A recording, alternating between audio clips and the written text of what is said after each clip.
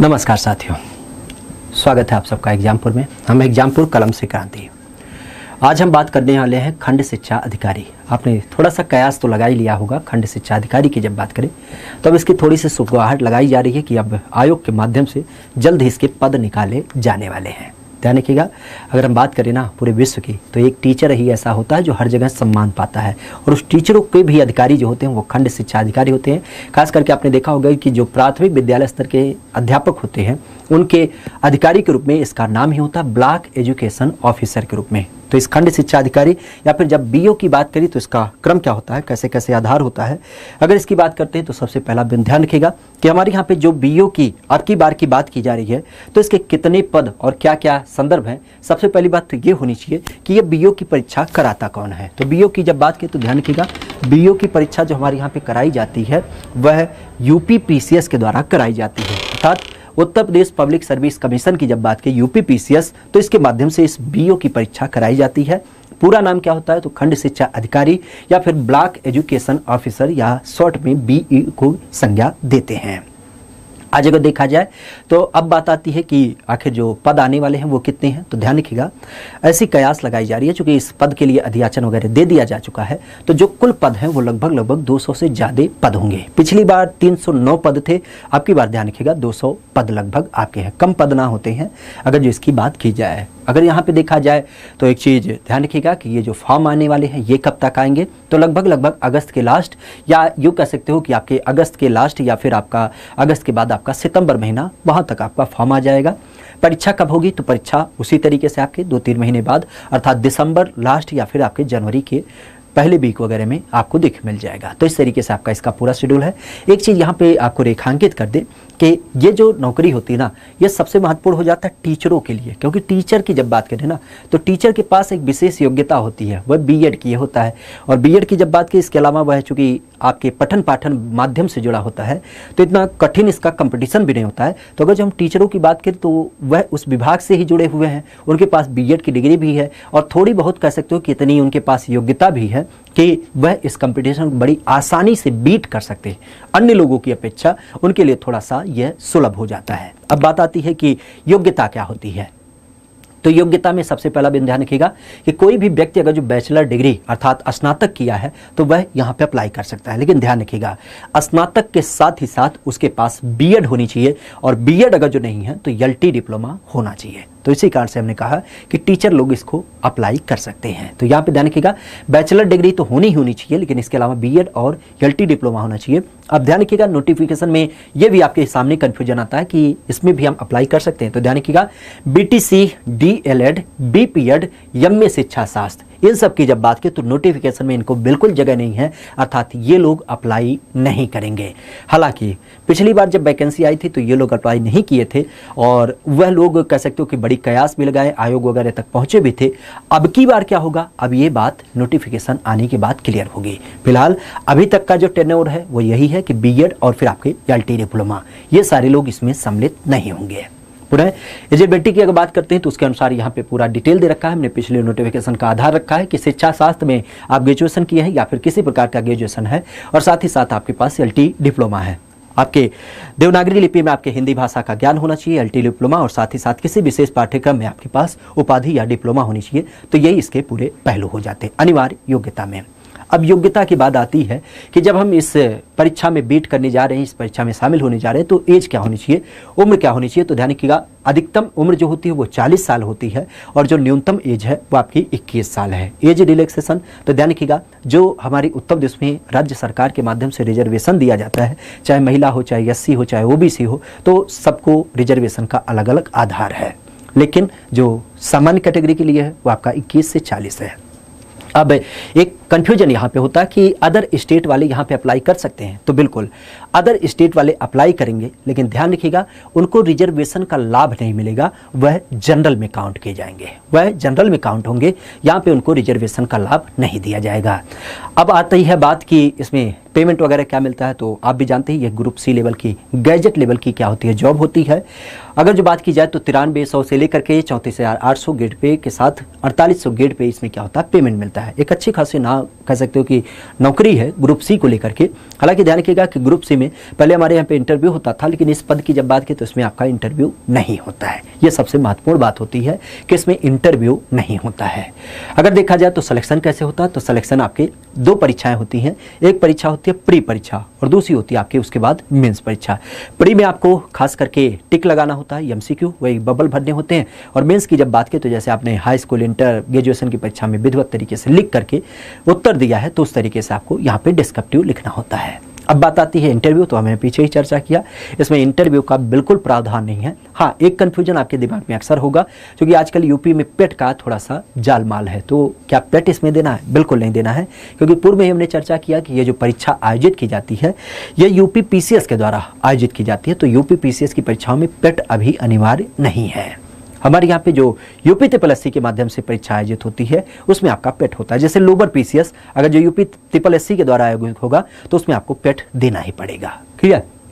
बात आती है कि ये जो प्री परीक्षा है वो कैसी होगी, तो ये बहुविकल्पीय मतलब एमसीक्यू आधारित होगी, जहाँ पे जीएस की जब बात की जाए तो 120 प्रश्न होंगे और ये 2 घंटे का पेपर होगा, जो कि आपके 300 नंबर का पेपर होगा। अर्थात कह सकते हैं कि एक प्रश्न आपके 2.5 अंक का होगा। कितने का?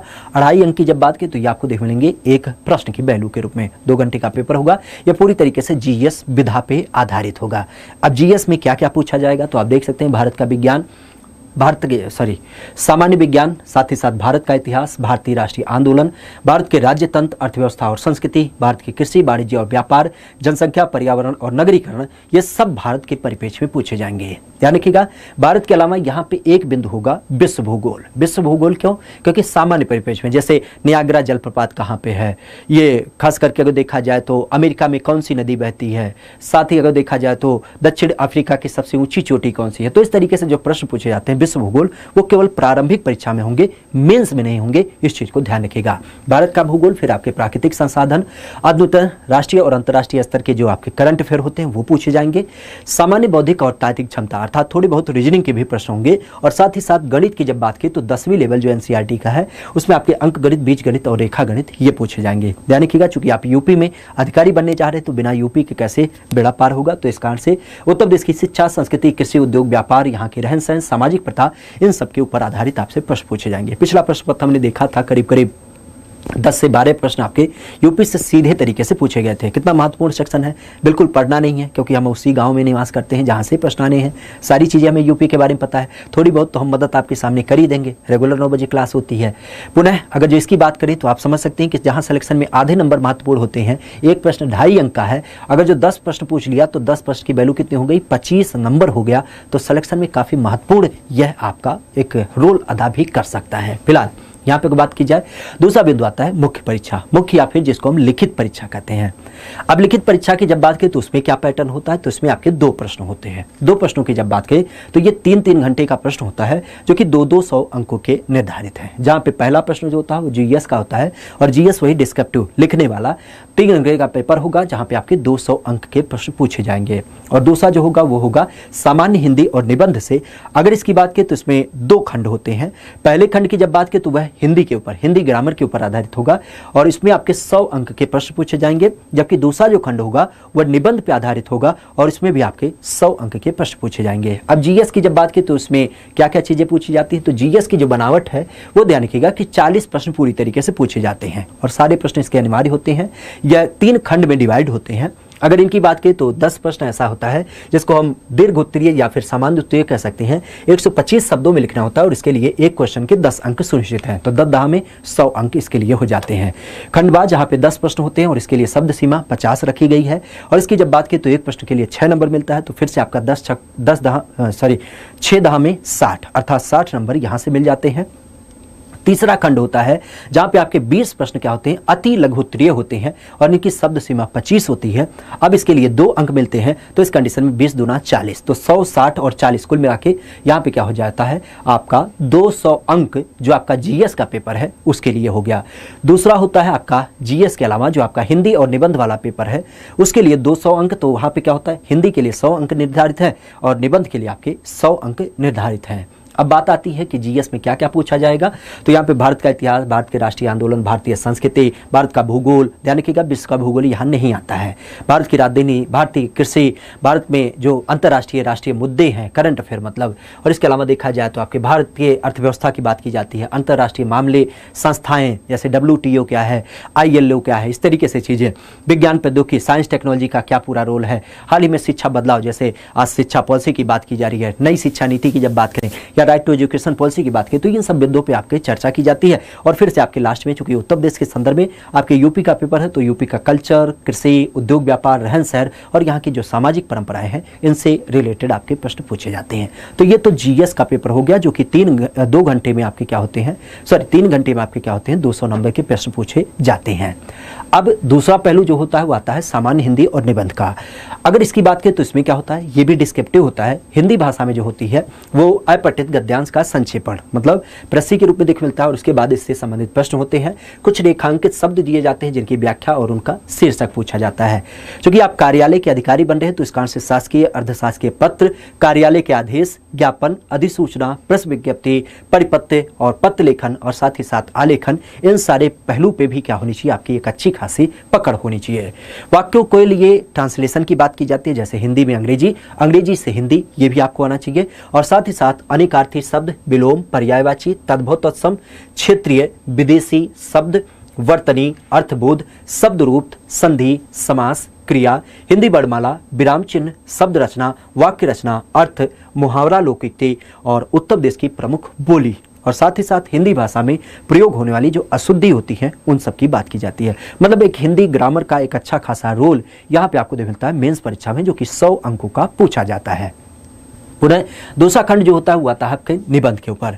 इस निबंध की जब बात करते हैं तो इसमें आपके 2 खंड होते हैं, अर्थात 100 नंबर का तो पेपर होता है, लेकिन इसमें 2 खंड होते हैं। कह सकते हैं कि 50-50 अंक के 2 निबंध आपके पूछे जाते हैं, जो कि एक निबंध आपको 700 शब्दों में लिखना होता है। कौन कौन से, तो 2 खंड जो है। खंड ए की जब बात करें तो यहाँ पे साहित्य और संस्कृति, राष्ट्रीय विकास योजनाएं क्रियान्वयन, राष्ट्रीय अंतर्राष्ट्रीय समसामयिक मुद्दे और समस्याएं निदान, इन सब के ऊपर आपकी चर्चा की जाती है। जबकि खंड बी की जब बात करें तो जहाँ पे विज्ञान, पर्यावरण, प्राकृतिक आपदा, उनके निवारण, कृषि, उद्योग और व्यापार, इन सब पहलू से आपसे प्रश्न पूछे जाते हैं। तो 2 अलग अलग खंड होते हैं जहाँ पे 50-50 अंकों के 2 निबंध आपसे लिखवाए जाते हैं। अगर इसकी बात करें तो एक बिंदु आता है कि आखिर कैसे इसका जो परीक्षा होता है उसमें कितने लोग क्वालिफाई होते हैं और किन किन लोगों को मेंस देने का मौका मिलता है। तो पुराना जो नोटिफिकेशन था उसमें यह था कि प्री परीक्षा जब होती है तो उसके 13 गुना अभ्यर्थी यहाँ पे बुलाए जाते हैं। मतलब यूँ कहा जाए कि 200 पद के लिए अगर जो नोटिफिकेशन आता है तो उसका 13 गुना, इन द सेंस 2600 लोगों को मेंस के लिए बुलाया जाएगा। फिर उसमें उनकी क्या की जाएगी, मेंस लिखा जाएगा और उसके आधार पर छटनी होगी। पुनः अब एक बात आती है कि नेगेटिव मार्किंग है, तो बिल्कुल है। प्रत्येक प्रश्नों के लिए आपका 1/3 अंक नेगेटिव मार्किंग के लिए भी इस चयन प्रतियोगिता में आपका रखा गया है कि अगर जो आपको यहाँ पे गलत प्रश्नों का उत्तर देते हैं तो आपका 1/3 अंक काट लिया जाएगा। अब बात आती है कि क्या कुछ न्यूनतम मानक भी हैं? बिल्कुल मानक है। अगर आप जनरल कैटेगरी से हैं या किसी और कैटेगरी से, तो उस कंडीशन में आपको 40% अंक लाने ही लाने हैं। जैसे जीएस के प्री की बात करें तो उसमें 120 अंक का प्रश्न है, तो उस कंडीशन में आपको 120 अंक, 300 अंकों में 120 अंक प्राप्त ही करना है। और इसी तरीके से अगर जो आप अनुसूचित जनजाति या फिर अनुसूचित जाति हैं तो उस कंडीशन में आपको 35% अंक प्राप्त करने हैं। ये न्यूनतम मानक है। ऐसा नहीं होगा कि 5 नंबर 10 नंबर पाकर के आपका सिलेक्शन हो जाए, नहीं होगा, क्योंकि न्यूनतम आपके निर्धारित हैं। पुनः इसके अलावा कुछ सामान्य प्रश्नों की जब बात की जो कि आपके सबके द्वारा ही पूछे जाते हैं, अक्सर एक विद्यार्थी के नाते आपके मन में आता है कि अगर हम खंड शिक्षा अधिकारी की तैयारी करते हैं तो इससे हमारी अन्य तैयारियों पे क्या प्रभाव पड़ेगा या फिर कोई और तैयारी इसके साथ कर सकते हैं। तो ध्यान रखिएगा, ये जो खंड शिक्षा अधिकारी का जितना हमने सिलेबस के बारे में चर्चा किया, अगर आप समझ पा रहे हो तो आरओ का जो सिलेबस है हमारे यहाँ पे समीक्षा अधिकारी का, वो लगभग यही है, क्योंकि इसमें भी इंटरव्यू नहीं होता है, प्री परीक्षा होती है, मेंस परीक्षा होती है। तो आप कह सकते हैं कि इसके साथ आप आरओ की भी तैयारी कर सकते हैं। अभी कुछ दिन बाद आपका आरओ का भी पद आने वाला ही है। अब बात आती है लोअर पीसीएस। तो लोअर पीसीएस में भी आपने देखा होगा, हालांकि अब की बार जो लोअर पीसीएस हुआ था उसमें खास करके यूपी SSC के द्वारा लिया गया। और इसमें क्या हुआ, आपने सुना भी होगा कि प्री की परीक्षा कराई गई, फिर मेंस का परीक्षा हुआ, लेकिन मेंस भी आपके ऑब्जेक्टिव थे। लेकिन अगर जो इसकी बात करें तो यहाँ पे आप लोअर पीसीएस की भी तैयारी साथ ही में कर सकते हैं, इसका कोई प्रभाव नहीं पड़ेगा। हाँ, ये जरूर बात आती है कि इसके लिए पेट, तो आप भी जानते हैं कि लोअर पीसीएस चूंकि यूपी SSC के द्वारा होता है तो यहाँ पे पेट होती है, जबकि आरओ और इस बीओ की जब बात की तो इसमें पेट की कोई अनिवार्य योग्यता नहीं है। नंबर की जब बात करते हैं तो ये जो प्री के अंक होते हैं क्या मेरिट में जुड़ते हैं? तो ध्यान रखिएगा, प्री के अंक कभी मेरिट में नहीं जुड़ते। हमने शुरू में ही बताया कि जैसे आप कहीं क्रिकेट में स्टेडियम में खास करके उस प्रतियोगिता को देखने जा रहे हैं, तो जब आप एंट्री करते हैं तो एक टिकट खरीदते हैं, तो उसी तरीके से आपका जो प्रदर्शन है वो किसके लिए है? आपके फील्ड पे है। तो फील्ड पे जाने के लिए आपके पास टिकट होना चाहिए। तो प्री परीक्षा जो होती है वो टिकट का कार्य करती है। बाकी जितना भी आपको रंगलीला पे मंचन करना है वह किस पे होगा? मेंस परीक्षा के ऊपर आधारित होगा। तो इस कारण से प्री के अंक यहाँ पे नहीं जोड़े जाते हैं, वो केवल एक मेरिट डिसाइड करते हैं और उसके बाद आपको छंटनी कर दिया जाता है। बात आती है अन्य राज्यों के लोग अप्लाई करेंगे? बिल्कुल करेंगे, दिल खोल के करेंगे, कोई यहाँ पे बाउंडेशन नहीं है। हाँ, ये जरूर है कि उनको जनरल में काउंट किया जाएगा, उन्हें कोई रिजर्वेशन नहीं मिलेगा। लेवल कैसा होगा पेपर का? तो लेवल सामान्य सी बात है, चूंकि ये आयोग के द्वारा कराया जा रहा है तो इसका भी लेवल चूंकि 120 प्रश्न है तो आपके PCS लेवल का देख मिलेगा। पेपर कैसा होगा ये काफी कंफ्यूजन होता है, हिंदी भाषा में अंग्रेजी भाषा में दोनों रहेगा, दोनों भाषा में पेपर होगा। अब बात आएगी मेंस पेपर लिखने में, तो मेंस में आपकी चॉइस होती है, क्योंकि आप भी जानते हैं बहुत सारे बच्चे कंफर्ट होते हैं हिंदी भाषा में, बहुत होते हैं अंग्रेजी भाषा में, तो आप किसी भी भाषा में आपको चूज करना पड़ेगा, उसके हिसाब से आप लिख पाएंगे।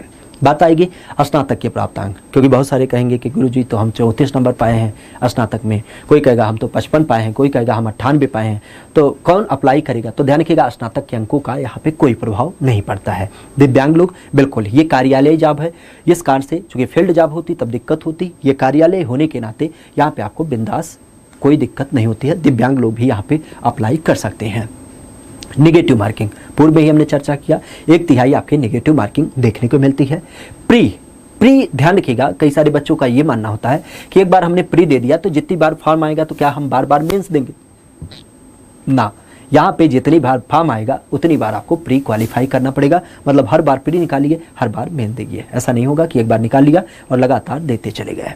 प्री और मेंस के अंतर्गत अंतर, तो जाहिर सी बात है हमने शुरू में ही चर्चा किया कि लगभग अगस्त के अंतिम तक आपका नोटिफिकेशन आएगा तो दिसंबर जनवरी में पेपर होगा। अब बात आती है कि तुरंत क्या मेंस में ही होगा? नहीं, 4-5 महीने का विधिवत अंतर होगा। तो यूँ कह सकते हो कि अगर जो उस हिसाब से हम कहें तो कह सकते हो कि आपके अप्रैल और मई में इसका मेंस हो सकता है।